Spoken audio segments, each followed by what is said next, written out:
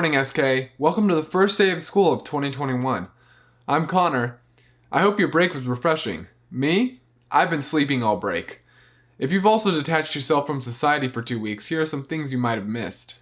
The choir released a virtual winter concert. As a promise of hope. Video Production released the full 2018 to 2019 band winter concert that was rescheduled due to a tornado.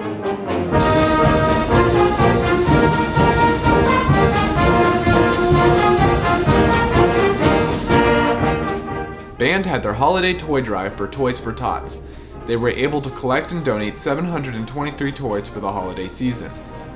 And we also released a brand new episode of Wolf Tracks. Wolf Tracks highlight more in-depth stories from around SK and the community.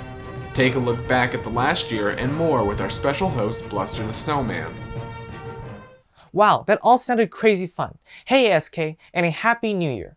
I'm Nathan Chen. Moving into non-SA sports, the Seahawks won out over break, earning the number 3 seed in the NFC. They'll take on the Rams at home Saturday. In other NFL news, the Cleveland Browns have ended their 17-year playoff drought.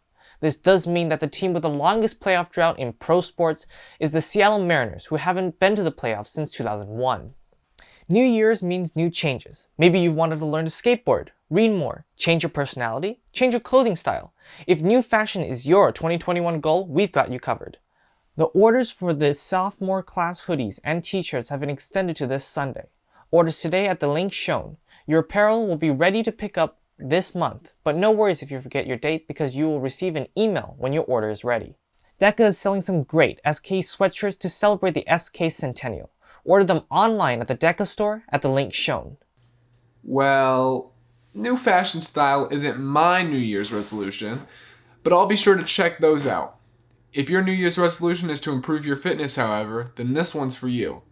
General non-sport specific conditioning will begin soon. See the SK Athletics website for all of the information you'll need. New Year also means a new WTV backdrop. In case you forgot, WTV is holding a contest for a new backdrop. Submit your art to sktv at skschools.org, and the winning place will be TV for years to come. Remember, the final print will be 12 feet long by 6 feet tall, so think big. Been thinking of joining a club? Well, the start of the new year is especially a great time to try one. Check the link in the description to see a full list of clubs.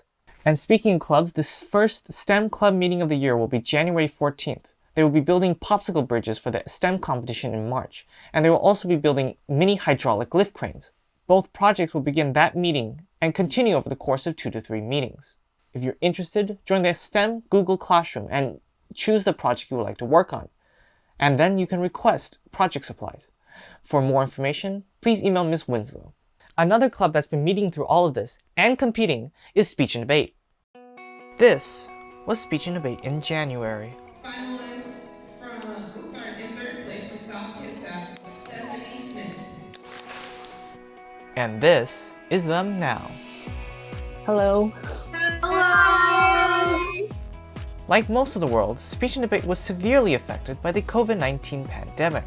As COVID cases continued to rise from the start of last year, Speech and Debate was also forced to cancel their statewide competition, of which 4 students from South Kitsap were forced to sit out.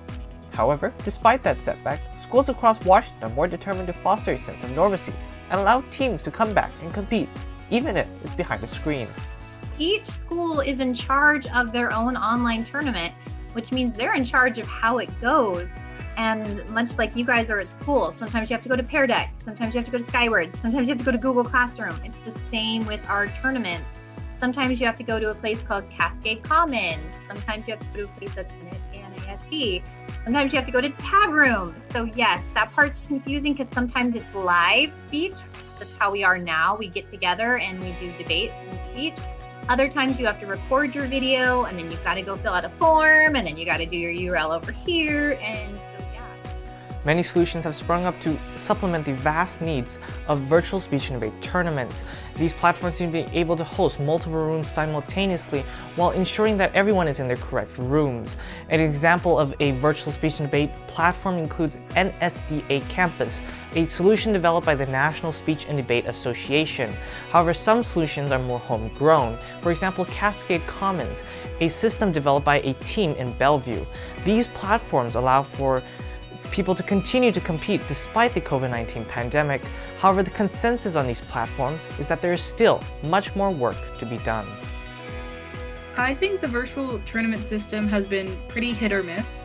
We've only done 3 tournaments so far, and the first one was extremely different from the second one, and I think it allows for students to kind of critique themselves more, but it also allows for more freedom, I guess, because you don't have, it's not just one take and then you're done, but you can take several takes and you get to kind of experience that from the speech side at least. Despite this, members still appreciate the opportunity to be able to continue competing, albeit reminiscing of an in-person culture, the time pre-COVID-19. The thing that I miss the most is the culture of the tournaments, because like I made a lot of friends at like Gig Harbor and other schools, and that I never got to see them besides going to the tournaments, and it was always fun to see long distance friendships, I guess, during the tournaments, and eating food and just talking to other people that you don't talk to on a regular basis and get new ideas and new culture aspects. Even despite the complications that come with virtual tournaments, the speech and debate team still actively encourages new members to come and check it out. Probably the biggest reason is it is one of the best extracurricular activities for college applications. It's going to get you a lot of points. It's going to look good there. We have awesome teams that are going to be very encouraging and welcoming. And I think it'll just help you to feel more confident about yourself. So I think there's something for everybody on the speech and debate team. And it's a really great group and it's fun. And we can compete, woo, even though it's virtual. Now let's take a break from the new and look at the old, with our notable and historical athlete of the week, George Nichols. In 1945, SK team won 42 straight games, en route to a second place finish in state. Professionally, he spent 4 seasons with the Brooklyn and Cleveland organizations before quitting in order to focus on his college career. In summer ball, this outfielder went twice to the national tournament. He graduated from the University of Washington and then obtained his PhD in chemistry from the Illinois Institute of Technology in 1957. This degree led him to a career working with a number of chemical companies and for Northwestern University in Illinois. Wolves always stay winning. We have no pets of the week this week, which means we need photos from viewers like you. Go to tinyurl.org/submit-to-win. Upload your pet photos, add a description, and you have your pet showcased here. And that we've come to the end of the show. Have a great rest of your day and a great year and life.